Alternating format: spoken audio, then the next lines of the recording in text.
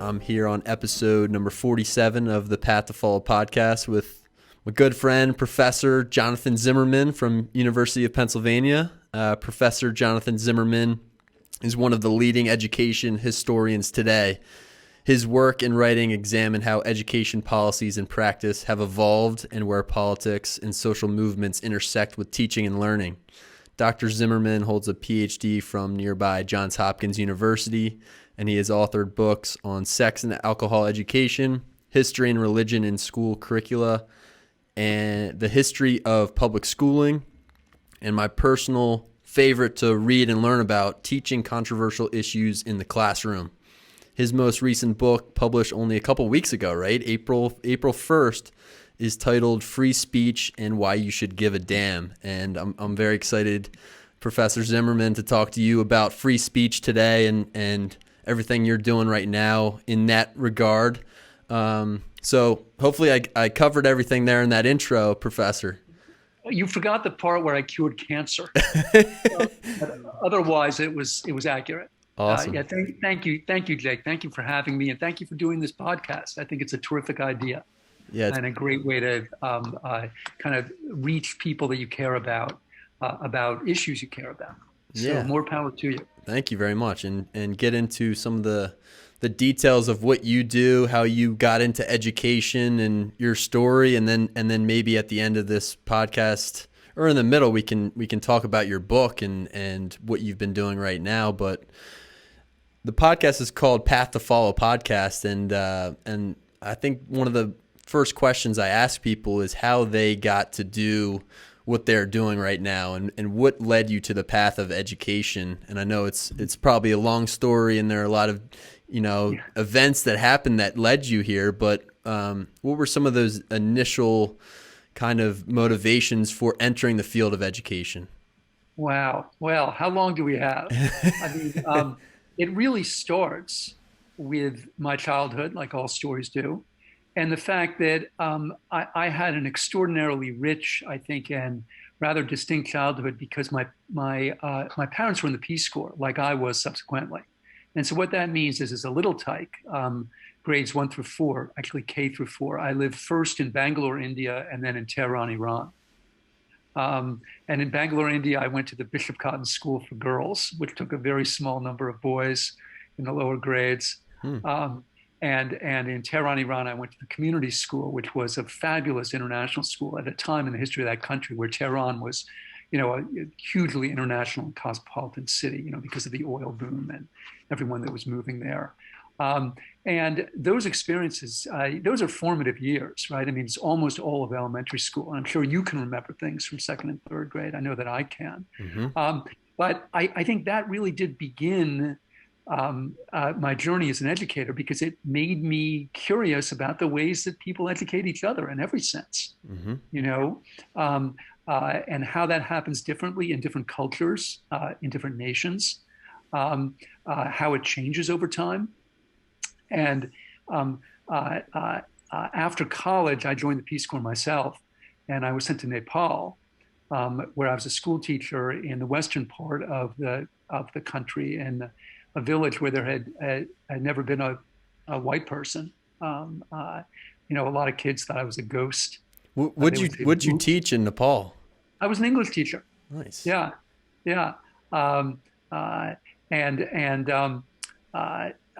It was there that I discovered that in addition to being interested in education, I wanted to be an educator, which are different things, although connected. The reason I did is, I discovered how many different ways there are to do it, and how many of those ways are, again, so dependent on our cultures, our histories. So, I taught some math as well. And the way that math was taught in Nepal at the time was through a song. 2 times 2 is 4, 2 times 4 is 8, 2 times 8 is 16. So when you were out on the trail, you knew you were getting close to a school because you could hear the sound, the chant. And English was taught the same way. Yobiralo ho, this is a cat. Yobiralo ho, this is a cat. So I go in there and I do what was intuitive to me because of where I was from, which is I made a blackboard, which was basically charcoal on a piece of wood, and with a rock I drew a cat, a very crude cat, And I said, that's a cat. That is a cat. And I hear them all going, biro, biro. And I say, what is that? Um, and they say, biro. I say, no, no, that's a cat. Say, that is a cat. And they would. And again, this wasn't rocket science to me, but it was magic to them because they had never been exposed to it. Um, uh, and so I came back from the Peace Corps to be with my girlfriend, who became my wife and is my wife. She was at the time a medical student in Burlington, Vermont, which is where I moved.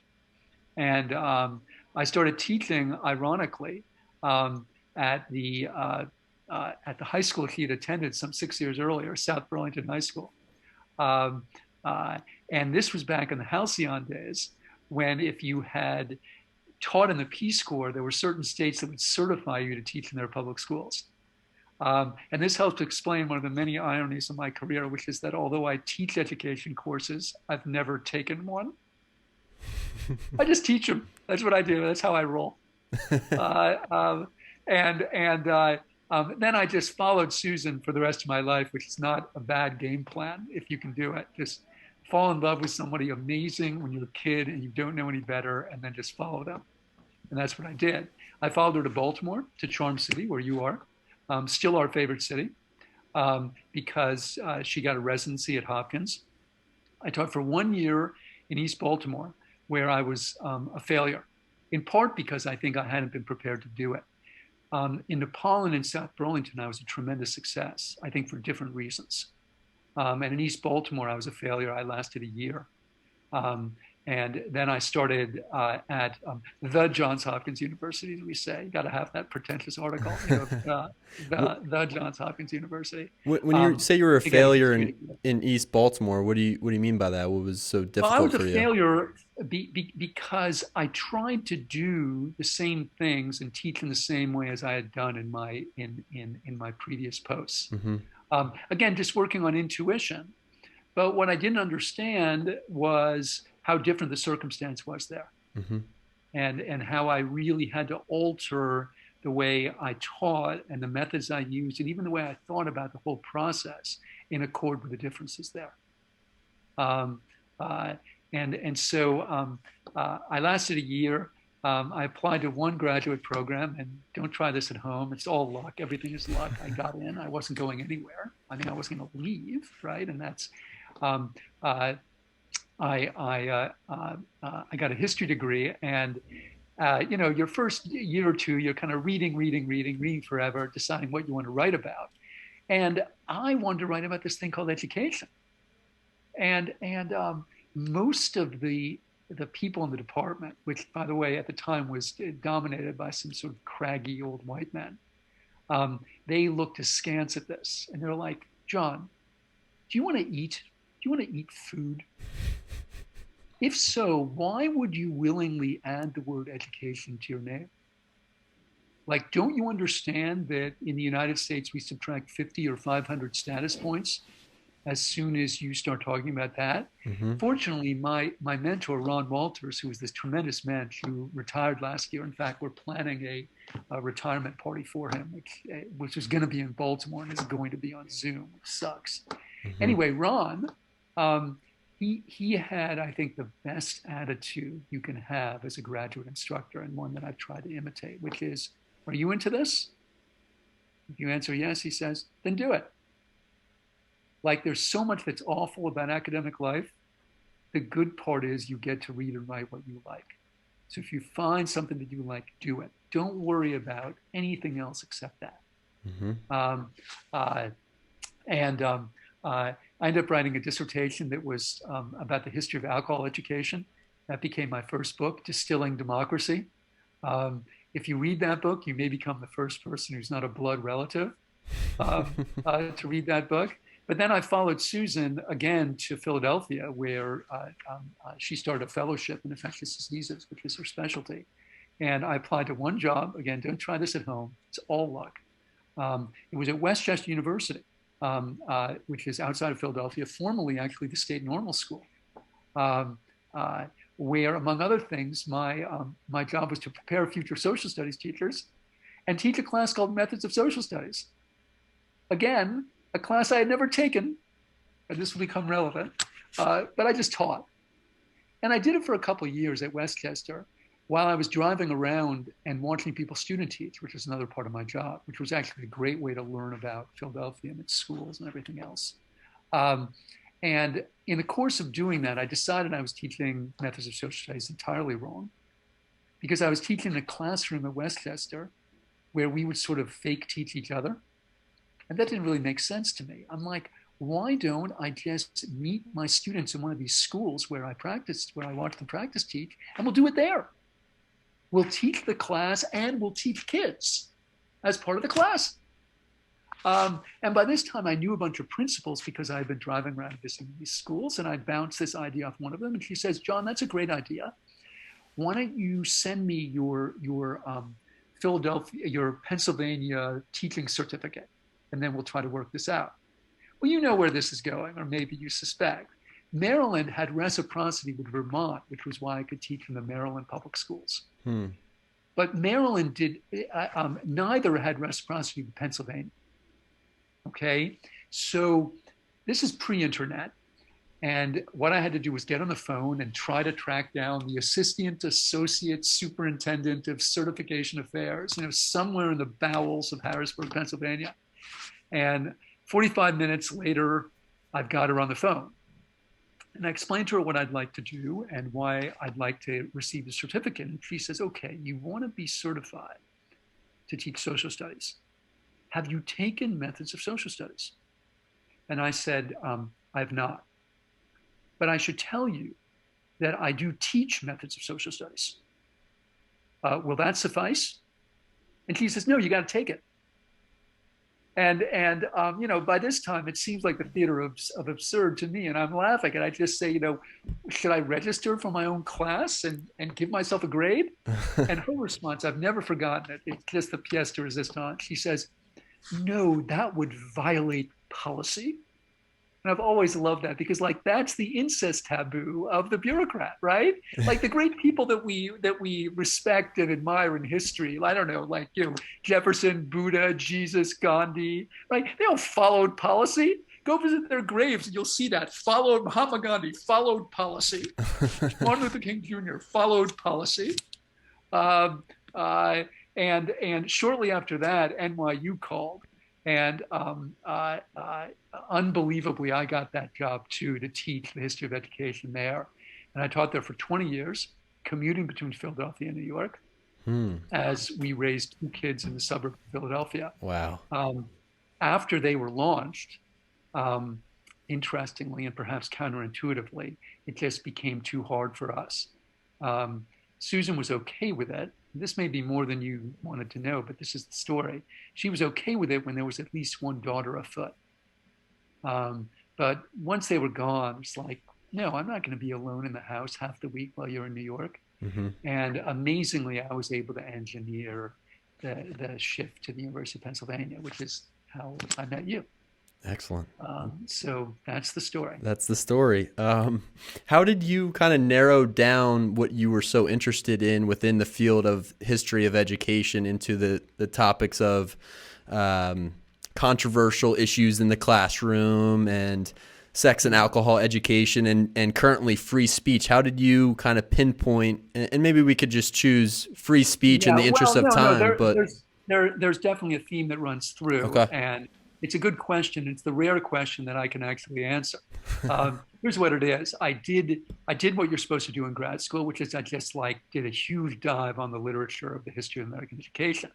And what I found is it told you a lot about the people that created schools and universities. It told you something, although not enough, about the people that taught in them. And occasionally, although again, not enough, about the people, the kids that attended them. But it taught you almost nothing, as best I could tell, about what citizens wanted the schools to do and be. And that's what I seized on. And that's been the running theme through almost everything I've worked on, is not how do these institutions operate, although I've written about that some, but where do they sit in the broader surround of their societies? And how do they interact with the people that patronize them, the people that fund them, right? And in a democracy, How does that work? Right? Because those people are going to disagree with each other, often radically, Right. about even what education is.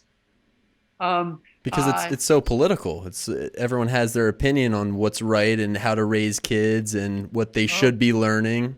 everything, Jake, all those things and a million other things. And I'm glad you said political because, Aristotle said that, education is inherently political. And the reason is that any statement about education, at least implicitly, is a claim about the good life, about the life worth living. Like if you say education should do X, you're making some sort of implicit statement about what a worthwhile life is. Mm-hmm. And Aristotle said, oh, and by the way, everyone disagrees about that, right?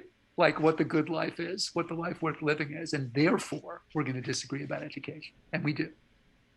How do these institutions even operate then if there's so many people with their different opinions in one same place? Like what is the common American strand crazy. that keeps them going, keeps them operating? Look, Jake, I mean, if I could answer that, well, let's put it this way. Thank God I can't answer that because if I could, the game would be up, Mm-hmm. right? Like that's what I do, right? If I could answer it, I'd just answer it and then go to law school, Right. right? That's the great American educational crazy, what you just described, Mm-hmm. and that's what I study. That's what keeps me going, How does it hold together? Does it even, right? For whom? Obviously, these institutions serve people in different ways. Some people benefit a great deal more from them than others. They're highly unequal in the way that they're funded and structured. You know, um, how does it hold together? Who does it serve? How do these different disagreements, which are fundamental, as you pointed out, play out in the political and the educational sphere? And here's the hardest question of all, and the one that I've never really answered. What if it turns out that most of the people don't want schools to do what I want them to do when I make a plea for democratic education? Jake, I'm a political creature myself, right? I'm not neutral in any of this. Mm-hmm. And for me, the most important function of schools is to promote democracy. And most of all, to engage and model what I consider the practices of democratic citizenship: deliberation, discussion, tolerance, reason. I don't believe any of these are natural. I don't believe you come out of the womb doing them. And this is why I think we should have schools. Not to prepare you for jobs, although I understand they do that, not to make you rich or poor, to prepare you for the only job that every single one of us are going to have, which is the job of citizen. Well, that's the way I see it. Yeah.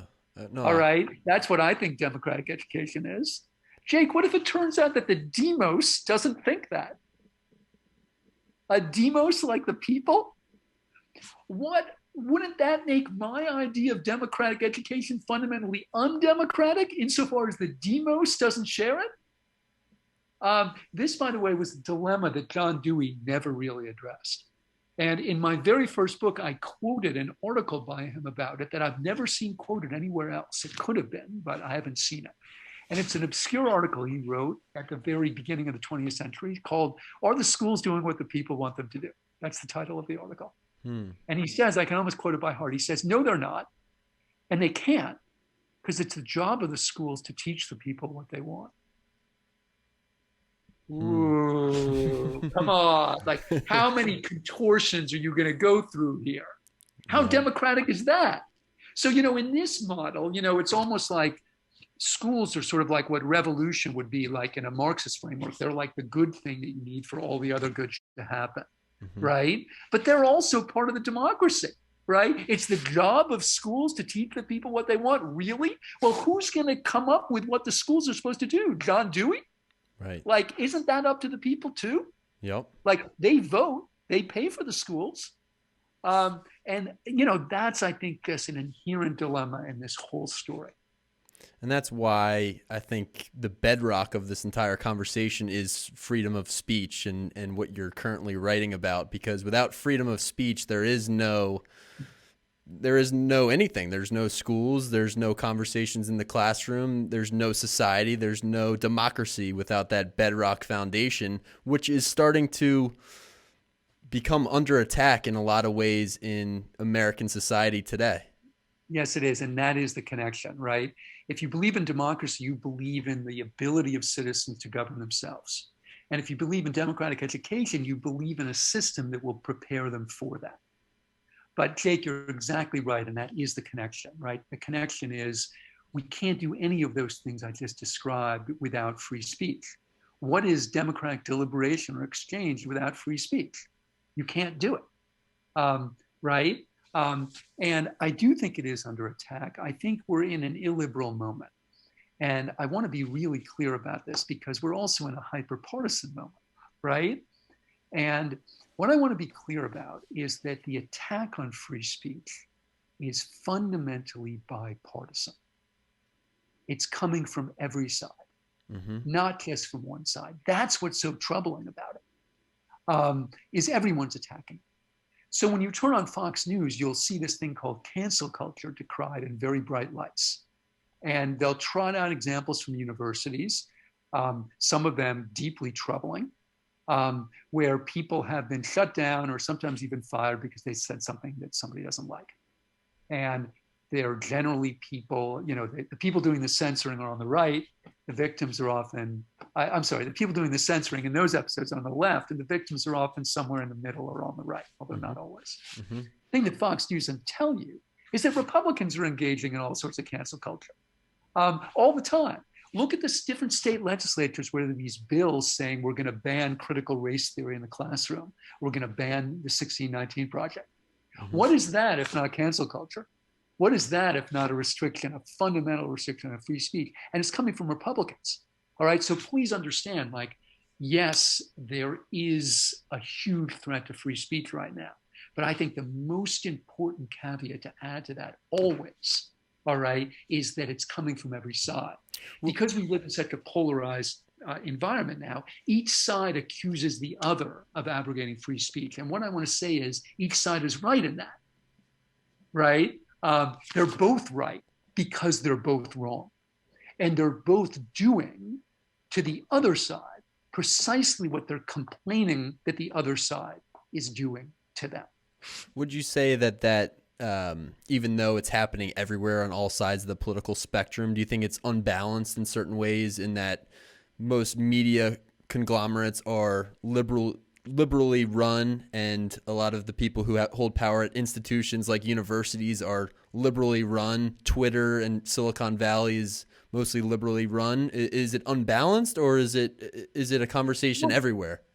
I mean, how many people watch Hannity and how many people watch, Tucker Carlson? I mean, I think it's as many as watch Chris Cuomo and Don Lemon. I haven't looked recently, but I think it's pretty close. Pretty split right down the middle. So, yeah. And so, look, I hear the point, and I think the point, frankly, applies better to universities than it does to the media. I think, the media, because of the cable and internet revolution, it's been so segmented. Basically, everyone gets a news feed that's tailored to their own biases. I mean, and just think about that term news feed and how horrible and dangerous it is. Like, time for your 2 p.m. feeding, right? Tailored precisely to all of your unquestioned assumptions, right? It's going to be good for you, right? Yep. And everyone's got one, right? I mean, talking about bipartisan, right? So that, I mean, that runs through the media. I think that the critique you're describing, it applies better to the universities, especially the elite universities, okay? Because look, there are people that will try to tell you that say at the elite privates like you went to and I went to, that there's ideological balance on the faculty. Those are like people that believe in Santa Claus, because we can actually count this. And so when Obama ran against Romney, I think over 90% of full-time faculty voted for Obama. Among anthropologists, it was 97% to 3%. Right? And who are those 3% of Republican anthropologists? My heart goes out to them. And sometimes people will trot out econ. They'll be, what about econ? Well, if you look at the numbers, it's like 75% of full-time economists voted for Obama. I'm like, dude, that's as good as you could do. Like that's your Republican example. 3/4 for Democrats. Like, come on. So there's um, no serious and honest person denies the fact, and it is a fact, that at the elites, the faculty and the administrators are overwhelmingly on one side of the political spectrum. So, And so in please go. universities that are supposed to be these places where ideas are exchanged and free speech is allowed, and you're supposed to question, and you're supposed to come in conflict with the truth, why is it that they're bastions of free speech, but they're so politically and ideologically bent in one direction? Well, here's the problem. The problem actually isn't the fact that they're overwhelmingly Democrat. The problem is that too many of those Democrats are illiberal. That's the problem. All right. Look, I am a dyed in the wool Democrat. All right. I mean, Jake, you heard my story. My dad was in the Peace Corps. I was in the Peace Corps. I'm Jewish. I have a Ph.D. I'm like a cartoon of a liberal Democrat. And if you went on to like the ADA side, America's Democratic Action, and they have these measures of how much you correspond with the party, like it's ridiculous. I mean, I'm just a caricature of a liberal Democrat. Again, like pro-abortion rights, pro-gun control, pro-Obamacare, anti-capital punishment, like right down the line, right? But here's the thing. I'm also an advocate for free speech, all right? And not enough of my Democratic colleagues are. The problem is not that they're Democrats, all right? The problem is that too many of them are hostile to other points of view. And a good example or illustration of this is the fact that because I'm an advocate for free speech, there are plenty of people on my own campus and elsewhere that think I'm a conservative. It just cracks me up. Because you defend freedom of speech. Exactly. Because that's been tagged as a conservative value. And the reason I wrote my last book with Signe Wilkinson, the cartoonist, is to directly take that on. The only way you can take that on is by looking to history. All right. And the very quick takeaway from a little book is that when you do look to history, what you find is that every great advocate for this thing we now call social justice, start with the abolitionists like Frederick Douglass, Susan B. Anthony and the suffragists, right up to Martin Luther King Jr. and civil rights. Every great advocate for social justice was also an uncompromising advocate for free speech. Why? Because free speech was what they needed to critique their oppression. And it's only in our own very blinkered and blinded times that we put these two things in conflict. And we've imagined that either you want social justice or you want free speech, right? That's just a product, again, of our own just twisted moment. And if we look backwards in time, we find that there's no inconsistency between them. To the contrary, right. Free speech is actually the necessary condition. Frederick Douglass called it the great moral renovator of humankind.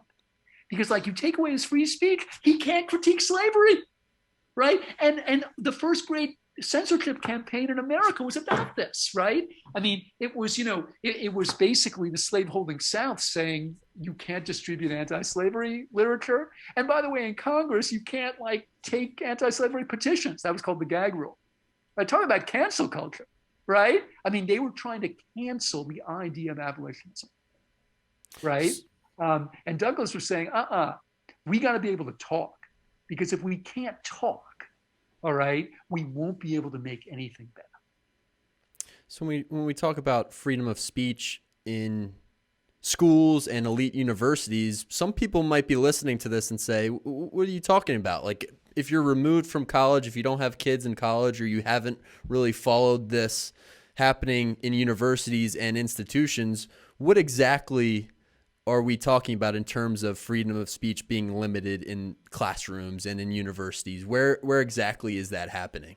Well, I'm really glad you asked this, because I think there's a lot of distortion about this subject as well. I think some people turn on Fox News and hear the report about cancel culture, and they sort of imagine sort of jackbooted thugs walking around schools and universities with big, scary clubs, right? That's not it. It's both more subtle and in a weird way more scary than that. Yeah. It's cultural. I mean, that's why, the term cancel culture, I have some problems with it, especially the cancel part, just because I think the term is very imprecise. The culture part, I think, is really important, right? Because I think this is a cultural problem in our moment. It isn't that there are just these awful jackbooted censors walking around the university. What it is that, excuse me, the culture of these institutions has made them hostile to exchange and has spawned a culture of, yes, self-censorship. And we now have a lot of good data on this. So you interview both students and faculty, Democrats and Republicans, and you ask them questions like, do you bite your tongue? Do you withhold your opinions for fear of like judgment, penalty, and all that? And huge numbers say yes. It all depends on how you're measuring. It can be complicated, but again, any honest person looking at this data will acknowledge that there is rampant self-censorship on our campuses. All right. And that's because people perceive a threat. Again, not a threat that they're going to be like killed or jailed or any of that stuff, but a threat that they're going to be maligned and, yes, canceled, especially on the internet. And look, especially if you're a kid, you don't have to be a developmental psychologist to know that 19-year-olds really care a lot about what other 19-year-olds think. Like a lot. For sure. Right? And who wants to be the pariah? Like who wants to be that person who is put on the outs, right? And described in a tweet storm or a million different Instagrams as a monster. Like, would you if you were 19? Like, No. even if you weren't. No, I mean, right? I see it in my classroom generally, even when we're not talking about anything that's a tripwire or political in any way. It's just talking in general, especially when there are girls and guys in the same classroom. There is a reluctance to speak because of feeling judged in some cases. But at the university level and beyond that, it seems like, adults would be over this phase. And what exactly is missing in terms of the courage of people to say what's on their mind? Where is that fear coming from? Well, again, I think it's coming from legitimate places. Please understand, Jake, I'm not saying the culture is legitimate, right? What I'm saying is I understand it from a self-interested perspective. So let's take like something that happened in 2016 at Bryn Mawr College. There was a Trump rally out in Westchester, ironically. And you may recall that a kid at Bryn Mawr just posts somewhere, it's probably Facebook, just saying, hey, is anyone going to the Trump rally? And could I have a ride? Jake, she was so maligned and harassed and threatened by other Bryn Mawr students that she dropped out of school. And just people calling her the worst names, like, you racist MFer, you piece of, like, go away and die. We don't want you here. And look, I get it. I mean, look, in no way am I apologizing for this. I think it's horrendous. But when I say I get it, like I understand why she responded in the way that she did, And it's funny you mentioned courage because, it's not uncommon that because I write about this subject a lot, that a colleague at my university or elsewhere will write to me and say, or more often call me and just say, thanks a lot for your piece. God, you must have such guts to write that, or some other body part that will go unnamed. And I always say, like, I don't have guts or some other body part. I've got tenure. Like, what's it for? I don't feel courageous. I don't. I just feel like I'm doing my job. But it's a depressing moment, and those comments depress me. I mean, again, I understand that they're given as compliments. I take them as such. They're depressing to me about what they say about our larger surround. That people think that what I do requires this great courage. What that tells me is that people are afraid, and this we know. And again, you don't have to be a developmental psychologist to know that in situations of fear, people don't learn that well, right? Because they're always, instead of really trying to engage, they're wondering, oh shit, like, should I say that? That thing that person said, was that okay? Like, ooh, it's self-censorship. This is dangerous. This is weird. So, the better part of wisdom is to keep your big mouth shut. That's where we live. I wish it were not so. I'm in no way like, I apologize for this, praising this, quite to the contrary. I'm just saying I get it. And even if it's not, even if you're in a group or in a classroom and it's not a specific statement where you're saying what you believe, right? Even if it's a question, I feel like people still fear the fact that isn't part of freedom of speech asking questions and finding the truth and figuring it out, right? And the fear of Um, asking a question it's everywhere, I think. it's just, I mean, yes, like, and how do you learn if you can't ask questions? I mean, again, like, it's so interesting. I mean, all of our theories of learning suggest that you're right. I mean, think about this idea of inquiry, right? You went through the Penn program. It's inquiry this and inquiry that, right? Mm-hmm. And there's a reason for that. I mean, I'm not criticizing that. Like, that's what it should be. Right, That's right. what we're saying, right? But how can you have inquiry on these terms, right? The culture that we've created is hostile to inquiry, right? So either change the culture or stop already with the inquiry rhetoric, right? Just own the fact that we've muzzled it, you know? It's like at some point you gotta like, you know, pay your money and make your choice. If you're gonna talk about inquiry learning, own the inquiry and create institutions that really value it, or shut up already about inquiry. So this question of freedom of speech brings a lot of other terms with it. I think in 2021, specifically, some of the words that are used on college campuses, like safe spaces, trigger warnings, a lot of what you've written about, a lot of what some other university professors have written about, sitting in the seat that you are in, right? Jonathan Haidt is someone that we studied and read about, and he wrote, what was his book called? The Coddling Coddling of the American The Mind. Coddling of the American Mind, which has a lot of this factual data and a lot of these words included in them. And I think the major word is offense, and the idea that words can be a source of violence. And I'm sure that, and I haven't read your book yet, but I'm excited to read it. But I'm sure you've talked a lot about just the fact that words and speech can be categorized as violence today. And I'm curious if you could say a little bit more about that idea. Yes. First of all, going back to John Haidt, I mean, I think the point of his book, really, remember, John's a psychologist, is that a lot of these enterprises you're describing, these projects, are billed as something that will protect and help people's psyches.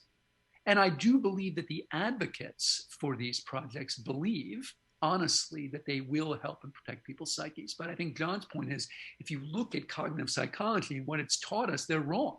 Mm-hmm. I'm not saying that they're acting in bad faith. I'm saying the science doesn't support what they say. Just take one example. I mean, this whole idea that if you're traumatized by something, we need to protect you from it. Actually, the cognitive psychologists say the opposite. You should be exposed to it, right? If we try to protect you from it, okay, you're never going to learn to deal with it, right? Mm-hmm. But to get to the thrust of your question about violence, look, I think the people that call speech on violence are onto something in the following way. Speech hurts. It does. I am not a sticks and stones will break your bones, but names will never hurt me guy. I think that speech that matters, and especially speech that contradicts things and ideas that you deeply hold, that you find sacred, I think that hurts. Okay? But when we decide that we're going to try to prohibit speech that hurts, we will not be able to talk at all, precisely because speech hurts. So, in the book that I just did with Signe Wilkinson about free speech, I repeat an anecdote that I've told many times, perhaps too many times in other places, involving Mary Beth Tinker. Mary Beth Tinker was the 13-year-old girl that wore the black armband to Warden Harding Junior High School in Des Moines, Iowa in 1965. She was sent home and she sued, she and her brother and another guy, and eventually that worked its way up to the Supreme Court, where in the Tinker v. Des Moines case, the court said that was permissible speech, right? And that students and teachers don't shed their First Amendment rights at the, quote, the schoolhouse gate. Mm-hmm. Well, Mary Beth Tinker has become a friend of mine. and really one of my heroines in this life. And I invited her to Penn a couple of years ago, and she came to one of my classes, and she did her spiel, which involves, by the way, putting on her armband, and then putting it on students in the class.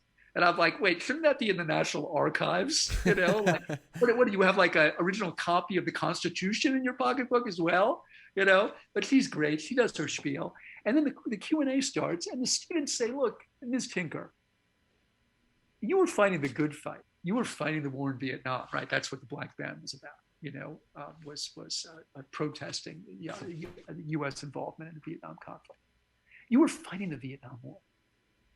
This Milo Yiannopoulos clown, right? This Ann Coulter joker, this Ben Shapiro bozo, they just hurt people. Mary Beth Tinker wasn't having it, all right? And here's why. She says, listen, at Warren Harding Junior High School, there were kids who had dads and uncles and brothers that were fighting and dying in Southeast Asia. You don't think they were hurt by this snot-nosed kid wearing this symbol saying that their loved ones were going to die for a lie? You don't think that hurt them? You're not thinking that. Really. I mean, of course it hurt them. Mm-hmm. That was the point, right? Speech hurts. But if you decide that that is going to be your barometer for restricting it, forget Mary Beth Tinker. Because she was hurting people too, by her own acknowledgement. Now, after that, these are Penn students. You've been to Penn. They're very smart, and they've read their Foucault. You know, their next move is like, look, isn't this all an abstraction, this idea of free speech? I mean, isn't this really just a question of who has power and who doesn't? And the powerful people get to speak.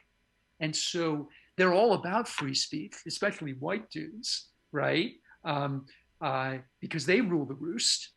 And what they try to do is weaponize speech to hurt other people who don't have as much power. And then if you complain about it, they cry censorship. This is just about power. This isn't really about speech or ideas or anything else. Mm-hmm. But Mary Beth Tinker wasn't having that either. And she says, listen, in 1965 at Warren Harding Junior High School, I was a 13-year-old girl.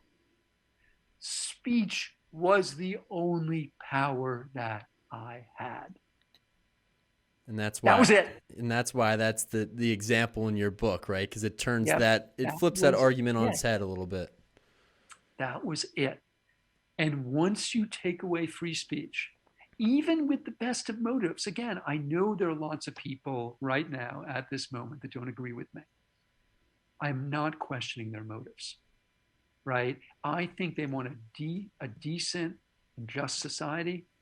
I think they want to fight racism, which is all around us and the most horrible part of our history and our legacy. I don't question their motives. What I do question are their techniques and their decisions. That's different from questioning their motives. I think their techniques and their decisions are going to blow up in their faces. And I think that's what the history shows, right? You start to limit free speech, in the end, it will be denied to the people with the least power. Mm-hmm. And eventually denied to you. What makes you so sure? Like now you've got the tiger by the tail and you just want to pull, right? How are you so sure that it's not going to come around to mixed metaphors and bite you in the ass? You think somebody's not going to muzzle you down the road? Get with it, man, right? Like jolt yourself out of your moment, mm-hmm. right? Look into the past. Look who this has been weaponized against, right? And ask yourself, right? Do you want that happening again, right? And how are you so sure that it's not going to be turned, that censorship, against you? It will be. It will be. It has been. It will be. It's an awesome message, Professor Zimmerman, and it is 12:20, and I want to be respectful of your time, but thank you so much for coming on today. I can't wait to read your book. So many important things that you're saying and writing and talking about, and definitely want to continue this conversation. Me too. And Jake, thank you so much for doing this. It was a great conversation, and I really appreciate you giving attention and airtime to this. I'll be eager to hear what others have to say about it.